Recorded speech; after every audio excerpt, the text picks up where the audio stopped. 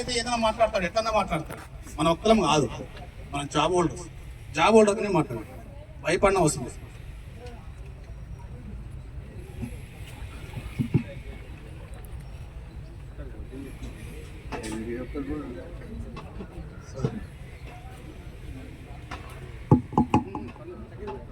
ఏం సార్కి SSC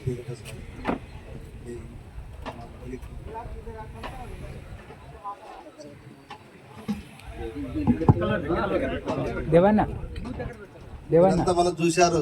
sir చెప్పిందంట అంతా విన్నారు కదా. అదే సార్ మళ్ళీ ఇప్పుడు చెప్పాలని మా అందరూ రోజు మా సార్కి ఏం సార్కి అదే రిప్లైగా ఎస్ఎస్ సార్ చెప్తున్నాను నేను. ఈ జీరో ఫిట్టింగ్ అనేది మనకి ఇంపార్టెంట్. ఆ సార్ సార్ చెప్పిన దాంట్లో కరెక్ట్ పాయింట్ అంటే అది. కానీ ఈ జీరో ఫిట్టింగ్ అనేది మనకి కొద్దిగా మంచిగా ఉంటుంది. కొద్దిగా మనం పని చేసే వాళ్ళకి కూడా చేస్తాం. ఈరోజు ఎస్సీజీ అప్రోచ్లోన ఒక రబ్బర్ ప్యాడ్ కానీ ఒక లైనర్ కానీ కొడతాం. కానీ అవి ఏమవుతుంది అంటే 15 రోజులుగా వద్దరు ఖచ్చితంగా ఈ రబ్బర్ ప్యాడ్ అనేది కొద్దిగా థిక్నెస్ లేవు. ఎన్ని రోజులు పెట్టా 10 రోజులు ఖచ్చితంగా పెడతా కానీ రబ్బర్ కట్టన్ అయిపోతాయి, బయటకు వస్తుంటాయి.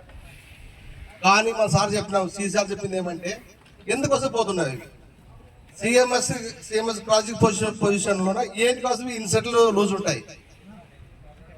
సిఎంఎస్ క్రాసింగ్ అనేది ఖచ్చితంగా ఉంటాయి. ఏంటుకుంటాయి సిఎంఎస్ క్రాసింగ్ రైల్స్ గ్యాప్లో కూడా గ్యాప్ ఎక్కువ తక్కువ ఉంటాయి. రైలు ఎక్కువ పోయినప్పుడు రైలు పట్ట పొజిషన్ ఉంటుంది. ఈ వైబ్రేషన్ ఎక్కువ ఉంటుంది. వైబ్రేషన్ కూడా ఈ ఇన్సెట్లు అనేది లూజ్ అయిపోతుండే ఆడ సిఎంఎస్ పొజిషన్లో స్లీపర్స్ ఈ ఇన్సెట్లు అనేది. కానీ ఎంత కొట్టినా నువ్వు నిప్పలు పెట్టి కొడితే కూడా లబ్బర్లు పెట్టి కొడితే కూడా ఎక్కడ నిలబడవు. కానీ ఏం పెట్టి కొడతా అన్నాడు ఒక్క మా మినిస్టర్ చెప్పినాడు, సార్ స్లీపర్లో మార్చాలా,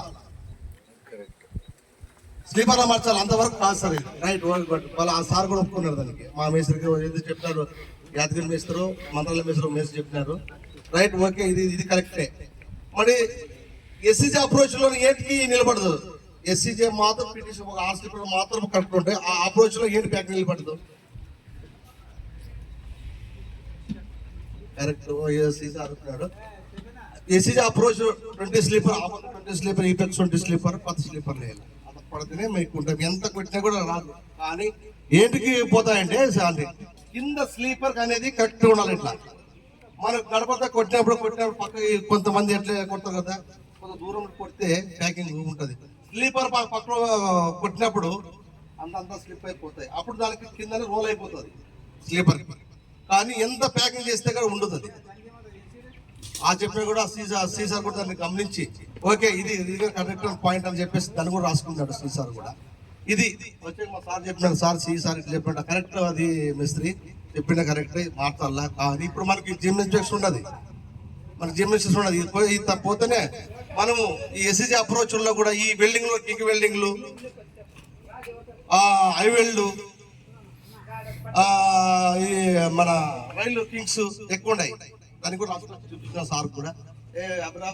సిరాజ్ అదే అది చూపిస్తా సార్ చూపిస్తున్నాడు. మేము రాసుకొచ్చే మొత్తం పత్తి పిండిగా రాసిన చూపి సార్ కూడా సంతకుంటాడు. ఓకే ఇదంతా ఈ జీమిచ్చు అయిపోతేనే ఫస్ట్ దీన్ని టీఆర్ఆర్ చేద్దాం సార్ కూడా చెప్పినాడు. చెప్పాడు కాబట్టి మనమంతా విన్నాం. అందరూ మనము ఇంకా అందరు మేసర్లు కొన్ని గ్యాంగ్లకి ఎవరు గ్యాంగ్లకు వాళ్ళు ఎవరు మేసర్లు వాళ్ళు చెప్పుకోవాలా, అది మన ప్రాబ్లం. ఈ బ్రోకర్ స్లీపర్లు అనేది ఎక్కువ ఉన్నాయి.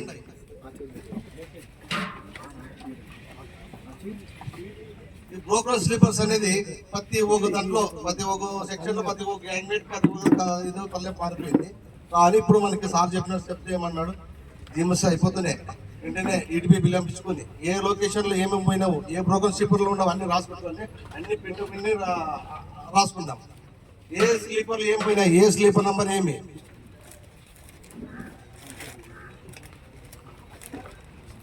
ఈ ఓఎంఎస్బీకి లేట్ వస్తుండే.